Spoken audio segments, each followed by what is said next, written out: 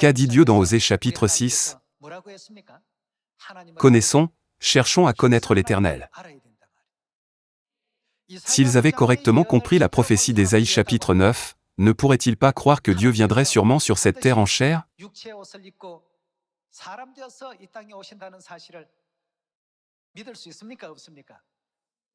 Cependant, malgré les prophéties, ils rejetèrent tous les enseignements de Jésus.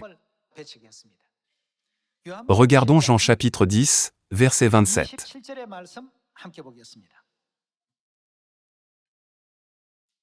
C'est l'enseignement de Jean chapitre 10, verset 27.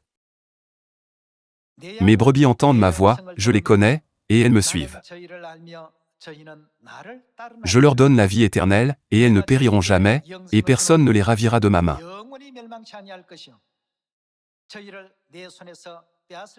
Mon Père, qui me les a donnés, est plus grand que tous, et personne ne peut les ravir de la main de mon Père. Ces paroles ont été dites par Jésus, n'est-ce pas?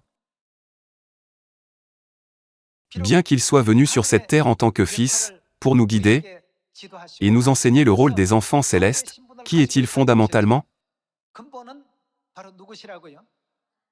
Il est Dieu le Père. Moi et le Père, nous sommes un. Verset 31. Alors les Juifs prirent de nouveau des pierres pour le lapider. Qui ont-ils essayé de lapider? Ils ont adoré Dieu pendant longtemps, environ 1500 ans, depuis le temps de Moïse, et pendant environ 4000 ans depuis Adam. Qu'ont-ils fait à ce Dieu? Ils ont pris des pierres pour le lapider. N'est-ce pas parce que Dieu est venu sous la forme d'un homme, qu'ils l'ont traité aussi cruellement? Voyons à nouveau le verset 31. Alors les Juifs prirent de nouveau des pierres pour le lapider. Jésus leur dit, « Je vous ai fait voir plusieurs bonnes œuvres venant de mon Père, pour laquelle me lapidez-vous » Les Juifs lui répondirent, « Ce n'est point pour une bonne œuvre que nous te lapidons, mais pour un blasphème. » Examinons de plus près ce qui est considéré comme un blasphème. Et parce que toi, qui es un homme, tu te fais quoi? Dieu. Qui était Jésus, comme prophétisé dans Ésaïe chapitre 9?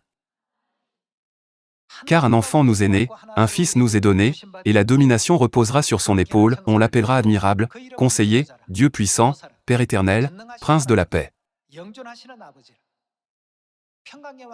De toute évidence, le prophète Ésaïe avait prophétisé cela.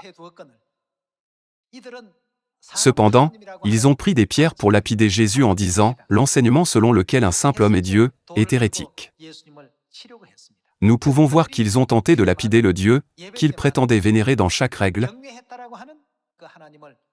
et lors de chaque culte. Ils ont pensé « Il fait de bonnes œuvres et aide les pauvres. Tout ce qu'il fait est bon. » Cependant, comment Dieu peut-il devenir un homme? Cela a poussé les Juifs, les pharisiens et les scribes à tenter de lapider Jésus, Dieu venu sous forme humaine.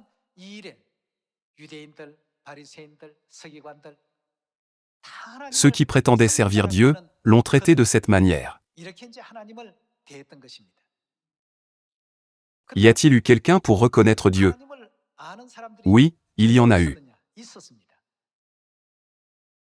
Pierre, Jean et Jacques n'ont-ils pas craint et servi Jésus comme Dieu, tout en apprenant et suivant ses enseignements?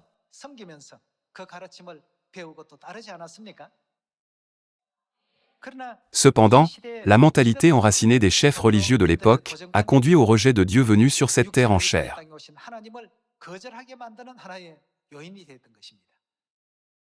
C'est pourquoi il est écrit dans Ésaïe chapitre 8, « Il sera une pierre d'achoppement, un rocher de scandale. » Par conséquent, il est essentiel pour nous de chercher à connaître Dieu.